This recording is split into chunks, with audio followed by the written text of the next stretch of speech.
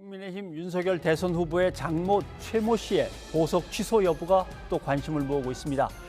1심에서 징역 3년을 선고받고 법정 구속된 뒤에 또 보석으로 풀려났습니다. 그렇지만 보석 조건 위반 논란이 지금 불거지고 있습니다. 박준 변호사와 정리를 해보겠습니다. 어서 오십시오. 안녕하십니까? 예. 자, 죄를 짓고 유죄 판결을 받고 이제 수감돼 있는데 보석으로 허가를 할 거면 어디에 머문다는 이제 장소를 지정하게 돼 있는데 지금 이 장모 최 씨는 나는 여기서 머물게 해주십시오라고 장모 최 씨가 장소를 요청한 거 아닌가요? 지정한 거 아닌가요? 최초의 법원에서 보석을 해주면서 조건을 걸었습니다. 예. 이 위치에서 좀 거주하고 다른 데 가지 말라라고 조건을 걸었고 그 조건을 좀 달성하기 어려우니까 예. 장모 최 씨가 또 요청을 합니다. 아, 변경 이쪽으로 요청을. 좀 해달라고 예. 얘기를 했고요. 근데 문제는 그렇게 한 거도 다시 또 위반을 한 상황이거든요. 그렇다면 이 보석 조건 위반한 거에 대해서 재판부에서 보석 취소를 할 수 있느냐, 또 하느냐, 어떻게 보느냐 그 얘기를 지금 하고 있는 상황이고 왜 위반하느냐 하니까 이 장모 최 씨 같은 경우는 유튜버들이 너무 와서 사생활 침해를 하니까 피신을 하려고 딴 곳으로 갔다라고 지금 얘기하고 있는 상황입니다. 나름대로 이제 사정 얘기를 그대로 받아들인다면 딱하기도 하네요. 네. 고령의 감옥에 있다가 얼른 이제 나와서 좀 쉬어야 되는데 계속 취재하는 사람들이 몰려든다. 그리고 24시간 밀착한다고 거기서 감시하고 있으면 힘드니까 잠깐 딴 데 갔다가 다시 왔다. 뭐 이렇게 왔다 갔다 했다는 그런 뜻이 되군요. 네, 왔다 갔다 예. 했다는 그 말입니다. 예. 그런데 저희가 그때 인터뷰를 하면서 들은 얘기가 있습니다. 그걸 한번 좀 잠깐 들어볼까요? 이 문제에 대해서. 예. 네, 여기서 살아요. 왜요? 아, 근데 어제도 여기 있었잖아요. 보석 조건 중에 이제 거주지를 거기 살아야 된다. 그것 때문에 이제 어제 그 보도가 나온 것 아니야, 같은데. 그건 내가 잘 모르겠고 하여튼요. 왜 이렇게 거짓말들 왜 그렇게 거짓말들을 해요, 사람들이? 네? 진실로만 얘기하는데 네. 아, 그러면 혹시 보석 이후에는 쭉 여기 사셨던 거예요? 아니, 내가 내 얘기했잖아. 근데 며칠만 몸이 거기 갔다 와가지고 계속 몸이 아팠어요. 예. 그래서 계속 고용으로 다니는데 여기까지 왔다 갔다 하기 그러니까 낮에만 왔다가 저녁에는 거기 가서 우리 아들하고 저기 저 아들하고 거기서 좀 있었거든요. 이틀인가 사흘 있었지 아마. 사흘 있나? 그랬을 거예요. 아드님 집에 잠깐 드셨다가 다시 네. 오신 거예요? 그리고 여기 있었죠. 네. 거기 왔다 가서 몸이 아프는데 거기는 아마 수감 생활을 얘기하시는 네, 것 맞습니다. 같고. 예. 예. 근데 병원이 먼데 여기서 계속 몇 번을 왔다 갔다 하느니 며칠 한 아들 집에 가서 있으면서 병원을 갔다 오고 또 다시 돌아왔다. 뭐 이런 얘기인 것 같은데 이게 허용이 되나요? 일단은 보석이라는 게 사실은 재판부의 재량적인 측면, 법상으로는 뭐 필수적으로 돼 있지만 실제로는 재량적으로 몸 상태가 안 좋다든지 아니면 어떤 이유에서 보석을 해주는 거고 조건을 거는데 주거 제한을 했다는 건 뭐냐면 예.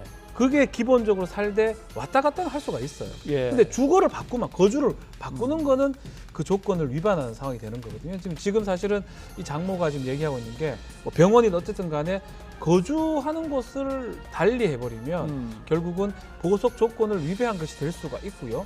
보석 조건을 위배한다 그러면 법원에서는 이 보석을 취소할 수 있는 취소가 있는 거죠. 그런 상황인 것입니다. 예. 그러니까 검찰은 자꾸 그렇게 거주지를 갖다 옮기고 위반한다면 안 되겠다. 위치 추적을 갖다 해야겠다라고 아마 요청을 한 모양입니다. 이렇게 되면은 휴대전화 위치 추적을 하겠다는 얘기인데 이거는 가능한 건가요? 일단은 본인은 많이 간 건 아니고 잠시 왔다 갔다 했기 때문에 그렇게 거주 제한의 조건을 위배한 게 아니다고 얘기하니까 검찰 입장에서는 취소를 청구를 하면서 보석 조건을 지켰는지 안 지켰는지 확인하려면 휴대전화 위치 추적을 확인해 보면 되니까 물어봤는 건데 또 최 씨는 그렇게 한다면 나의 개인적 사찰이 아니냐라고 지금 입장이 대립된 상황인데 이제 문제는 결국은 법원의 판단일 것입니다. 예. 저걸 뭐 내지 않는다면 법원은 뭔가 문제가 있으니까 안 내는 것이라고 판단할 수 있고요. 그렇다면 보석 조건의 위배라고 봐서 이 보석을 취소할 가능성도 있고 또 뭐 지금 최 씨 주장대로 기각을 할 수도 있을 것 같긴 합니다. 자, 문제는 1심에서 뭐 실형을 선고받긴 했습니다만은 항소심을 지금 이제 요청하면서 한 말은 불법 의료 행위에 관여한 바가 없는데 이건 기소 자체가 잘못됐다라고 하는데 항소심에서 이 논쟁은 어떻게 될까요? 일단은 석방이 돼 있는 상황이라 해서 보석이 돼 있는 상황이거든요. 네. 그거라 해서 재판이 뭔가 무죄로 진행된다고 보기는 어려울 겁니다. 뭐 건강이나 다른 상황 때문에 자유롭게 재판을 받는다고 보는 게 맞을 것 같고요. 예. 1심하고 2심하고 지금 달리 뭔가 제출됐거나 뭐 어떤 다른 내용들은 보도되거나 된 바는 없습니다. 예. 1심에서도 마찬가지고 나머지 공범들 다 지금 처벌을 받았고 1심에서 지금 징역 3년이 나왔고 몰수 추징까지 나왔기 때문에 실제로 새롭게 주장된 게 없다 그러면 2심 재판부도 뭐 유사하게 판단될 가능성이 더 높지 않을까 이렇게 예상이 됩니다. 네. 그 다음 또 하나는 윤 후보의 처가가 운영하는 회사, 가족회사 이게 문제입니다. 이름은 ESIND인데 여기에 이제 대표이사가 장모 최 씨고, 그렇죠. 예, 등기이사로 부인 김건희 씨가 이제 들어가 있는 회사인데 이 회사가 개발 분양을 해서 뭐 수익이 한 800억 원 분양 수익이 났다라고 네. 하는데 땅을 개발해서 분양 수익까지 나가는 동안에 이제 개발 부담금이라는 걸 내야죠. 그렇죠. 근데 이게 맨 처음에는 17억 원이었다고 하는데 이게 0원으로 가는 수가 있나요? 0원이 됐습니다. 개발 부담금이가 뭐냐 하면 예. 지가가 개발돼서 올라가면 올라갔을 때 뭐 비용이라든지 또 국가한테 기부 체납 증여를 하는 경우도 있습니다. 예. 그런 비용 빼고 돈 번 거에 일정 부분, 통상 25%입니다. 예. 부담금으로 책정을 해서 당신 불로소득 얻었으니까 이거 내라고 하는 건데요. 예. 2016년 11월 달에 17억 원 정도가 책정이 됐는데 예. 계속 이의 제기를 하니까 공사비, 비용이 더 많이 들었다라고 다시 인정을 해줘가지고 2017 1월 달에는 6억 2천 정도로 인정을 합니다. 한번 털어줬다는 네, 뜻이군요. 털어줬습니다. 예. 다음에 또 이의 제기를 하니까 산정 방식을 또 변경시켜서 2010년 6월 달에는 0원, 그래서 개발 부담금을 아예 부과를 하지 않았던 게 지금 밝혀졌고요. 예. 나중에 지금 와가지고 지금 1억 정도 이상을 좀 부담금으로 내라라고 하고 있는 그런 상황입니다. 그런데 털어주고 해서 영혼을 만들었는데 이제 와서 다시 또 그렇죠. 아니다 실수했다 내라고 하는 것도 좀 이상한데 거기에 대해서는 국회의원 중에서 민주당 소속의 강득구 의원이 상당히 강하게 요점을 정리를 해서 발표를 했는데 한번 들어보시죠. 예.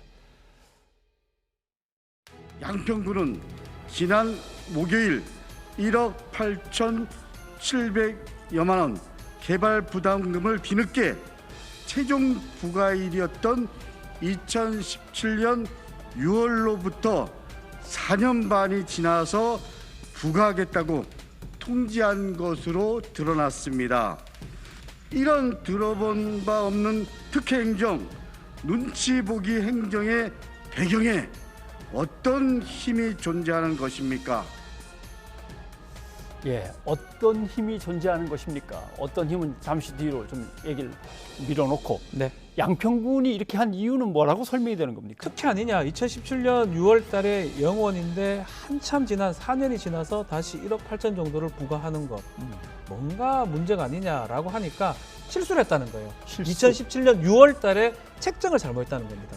예. 중복으로 책정을 해가지고 좀 직원이 실수로 중복으로 공제를 했기 때문에 공제를 하나를 해야 돼. 중복 공제를 하니까 0원이 된 건데 뭐 정정은 뭐 5년 5개월간에 가능하기 때문에 지금 1억 8천 달라는 거는 지금 뭐 언론에 문제돼서 하는 게 아니고 실수됐던 것들을 교정하는 차원에서 하는 것이라고 양평군에서는 밝히고 있습니다. 공원이나 도로 같은 것들을 만들어서 기부 체납을 한 것 같은데 그 비용을 2번 털어줬다는 얘기 같이 네. 들리는군요. 네.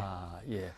그런데 이제 강득구 의원이 계속해서 주장한 또 다른 문제는 이거는 본래 LH 공사가 맡아서 하려다가 네. 양평군이 안 된다 그래갖고 포기했는데 어떻게 이 윤 후보의 처가 회사는 만들어서 신청하자마자 바로 허가 떨어지면서 우르륵 진행이 됐냐? 이제 이 문제를 제기한 거예요. 크게 세 가지예요. 요거부터 예. 해가지고 대장동 사건하고 거의 유사합니다.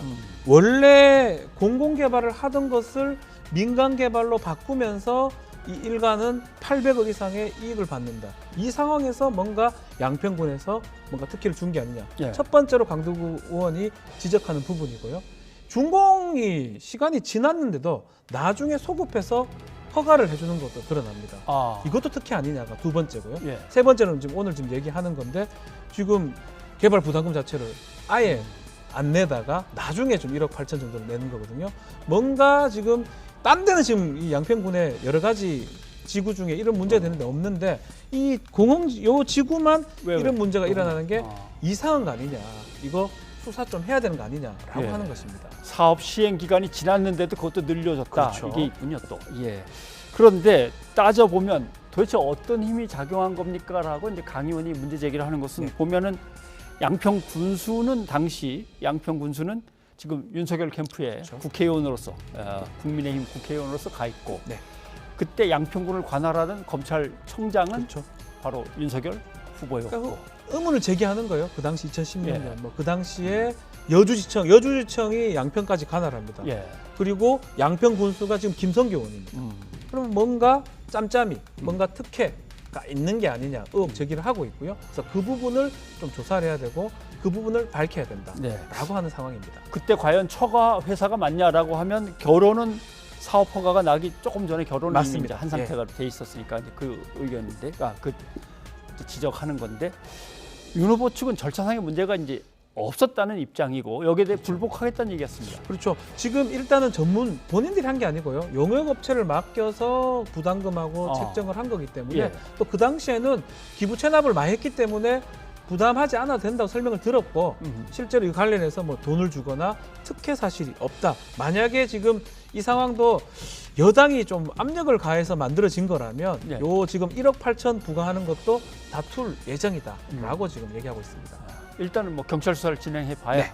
확인이 되겠군요. 예, 박 변호사님 여기까지 듣겠습니다. 고맙습니다. 감사합니다.